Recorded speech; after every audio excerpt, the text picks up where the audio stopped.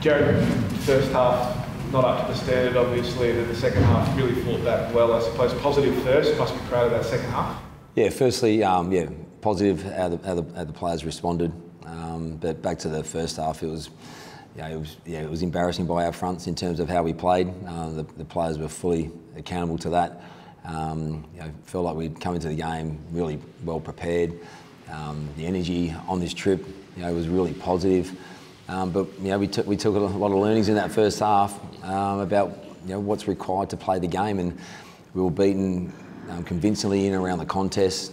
Centre bounce was a real issue, so we had to get to half time and try and reset.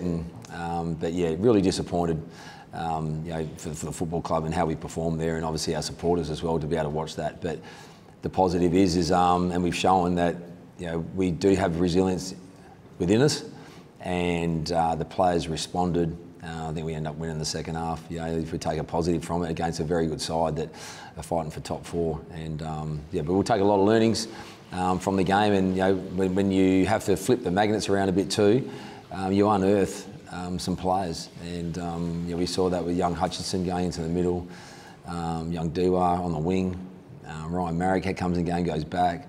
So some positives that we walk away with, but also a lot of learnings for us moving forward. Ruben, Jimmy started off with Jeremy Cameron in that first half. Obviously the team didn't help, especially up the field, but what was behind that move, and how did you sort of see that going? Yeah, well, we knew we were going to be a bit undermanned. We're not having McGovern in the side, and Brass hasn't been there for the last 6 weeks. So we knew we were going to be challenged in that space, and unfortunately we were winning enough ball going forward and sometimes off clearance, but the ball was just coming back with interest. And when you don't win contests forward of the ball and you don't get your defence in behind right, well then good players are going to step up, and they had Cameron, the list goes on, and Ruben had to deal with that. Had Brady Hoff go to him at various stages, but when the ball's coming in that quick, it's very hard for the defence to try and defend. What did you say at half time? Was it a classic coach spray, or did you have to pull out to turn it around? No, they got some stern words at quarter time. But all it is, in those moments is how we can reset the team.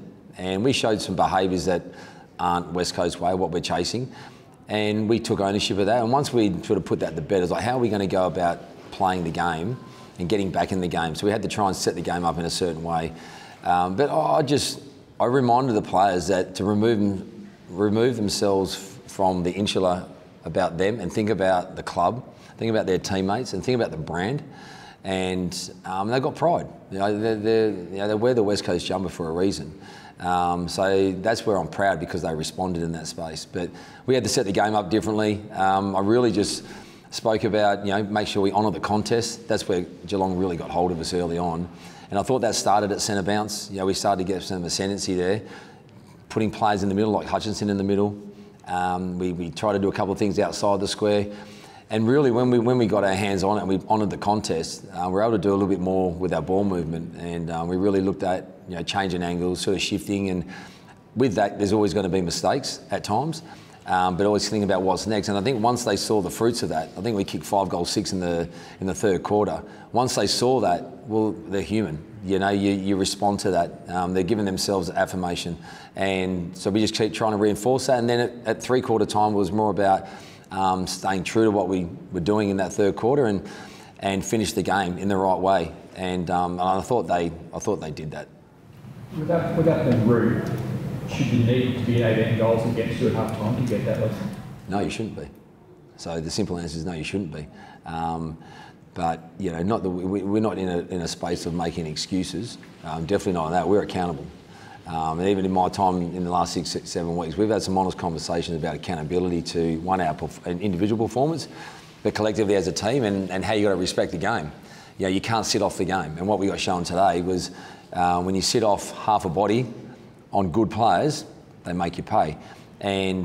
But they're human as well, and you can become very reactive, and you can deviate, and we call it block version. When we talk about the performance mindset, players can get a bit blocked. So we got to try and reset them, and we got to try and simplify messages as well. But when you get momentum, as you saw us get momentum in the third quarter, what it does to your team. But it shouldn't take 18 goals to couple whack in the face for us to wake up. definitely not. And we'll be accountable to that. But at the same time, you know, we're all in it together. Yeah, at the end of the day, we finished off strongly, and that's what we wanted. But the game was done. How have you enjoyed this interim season, aside from that first half today? But how have you enjoyed it overall? I've stated before, I've really enjoyed the opportunity that was put on me to lead the club, and as I said, I've said it all along, just want to be in a position to try and help the team to be better and keep taking steps forward. And I think we've done that in small parts. It's hard when you only got 6 weeks to obviously put a real influence on it, but I think we've shifted the axis a little bit. There's been some real honest conversations around how we want to go about playing the game and what we want to be seen to as a West Coast team. So I've really enjoyed it. I've said it many times over the last probably 5 or 6 days, I've experienced all emotions. The highs of winning, the defeats like today, and there's been games where we've been in games, and like the Brisbane game and the Freo game where we've been in, you're excited by that. So we played Brisbane, Fremantle, Carlton and Geelong in the last 6 weeks. No disrespect to Gold Coast and North Melbourne, but teams that are right in the mix of finals football. And what it's shown us is that that's the level and the benchmark you got to get to. So I've thoroughly enjoyed the opportunity to be a part of this, and wouldn't take it back for nothing. I've really enjoyed it, to be honest. And so losses like today, you learn a lot about not only about yourself, as a coach, but the collective as well, and how you manage people. So a lot of learnings for myself, as well as there was a lot of learnings for players. But yeah, thoroughly enjoyed it.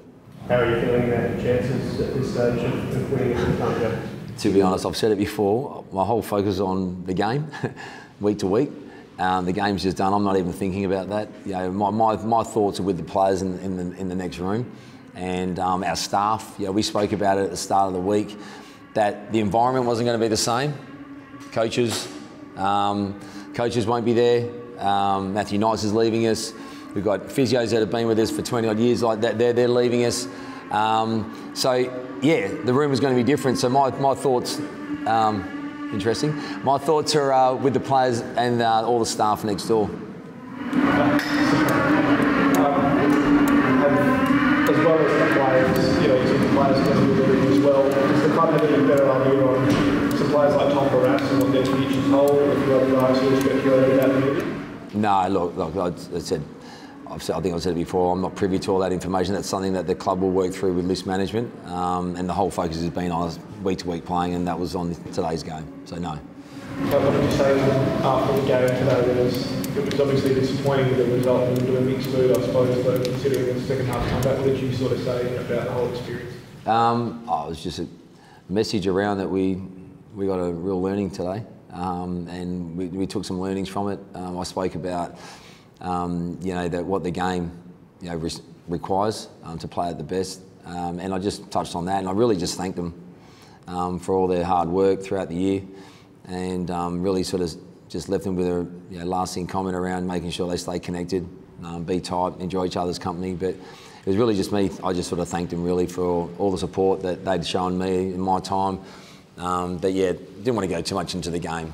We touched on a lot throughout the game. They know where the game's at. Now it's about us, obviously, taking some time to stay connected and reset and look forward to what will be a big off-season and pre-season for the football club. I know you've been in the last 3 seasons now. Do you feel the results would suggest that you've improved this year as a club? Do you feel like that you took a step this year? I definitely think we have taken steps forward, but we've still got a long road ahead of us in terms of where we're at. But I think what we've seen, as we saw today, our youngest team out there, I think, for the season. So we've seen the growth of the young players, what they got exposed today, and we've seen our leaders step up when they've needed to step up. I mentioned them over the last few weeks, in critical moments to get us across the line and two wins. Our leaders have really led well. And when you're not winning, and there's a lot of external noise around, about the football club and what's going on, and then obviously the senior coach that was in place for 11 years leaves.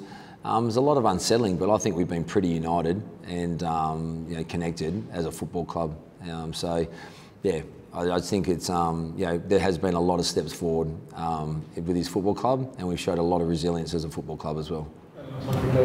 Do you sit down tomorrow and be back and watch one of your former teams in Fremantle and get a little bit behind them, I suppose, personally, watching them try and play finals?